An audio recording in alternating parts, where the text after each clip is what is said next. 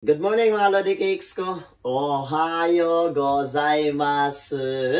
Your ground handling staff here in Japan. So, good thing mga Lodi Cakes, good news kasi kahapon nag-message ako kay Imi Sensei sa SGSA o Sincere Japanese Skills about sa ground handling. So, nag-message agad sa atin si Imi Sensei and then ang sabi niya dito, Ohayo gozaimasu. Yes, we still need people for ground handling. TBK or Tokyo Bill Country, my company here in Japan, held additional interviews on April 28th. And today, we have an interview with a company at Kansai Airport. So, sa Osaka po ito.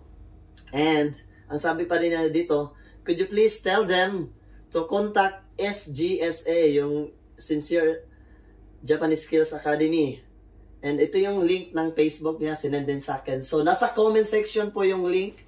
And then sa mga nagtatanong din po kung ano ba yung trabaho sa ground handling, is napakaraming trabaho po yung ground handling. But kung sa amin kayo mag-a-apply, ang offer lang po na trabaho natin, either sa baggages, yung tagabuhat ng maleta or tagababa ng maleta, or kinaiseso o yung kuriningo, cleaning po sa loob ng eroplano. And so far, wala pa naman po silang sinasabi na another shigoto. Pero sa mga nagtatanong sa work po about sa ground handling, so marami pong work ang ground handling kasi napakaraming work po yung airport. So marami po nagtatanong sa akin, ano nga ba yung work sa ground handling? Paano nga ba yung ground handling? So may mga videos tayo dyan. Kung gusto nyo mag-drive sa loob ng airport, mag-take kayo ng CAB, magkuha kayo ng, kailangan meron kayong Japan, international driver's license at saka Philippine driver's license. Ano kung ayaw nyo namang mag-drive, so far, maghanap tayo ng maraming trabaho doon. Hindi pala.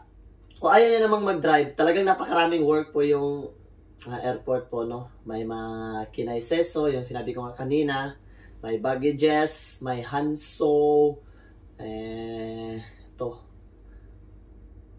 Basta lahat ng halos na nakikita yung trabaho sa airport, yung trabaho ng ground handling yun doon sa baba. Lahat yung nakikita pag sasakay kayo ng aeroplano, yun, trabaho, lahat yun ng ground handling. Depende na lang sa company kung saan kayo ilalagay. So kung may nakuha kayong idea, God bless you all. And nasa link po, nasa comment section po natin ilalagay yung link kung paano kayo makakapag-inquire about sa ground handling. Diyan itsumo watashi no douga mite kurete arigatou gozaimasu. Kita-kits dito sa Japan. Bye!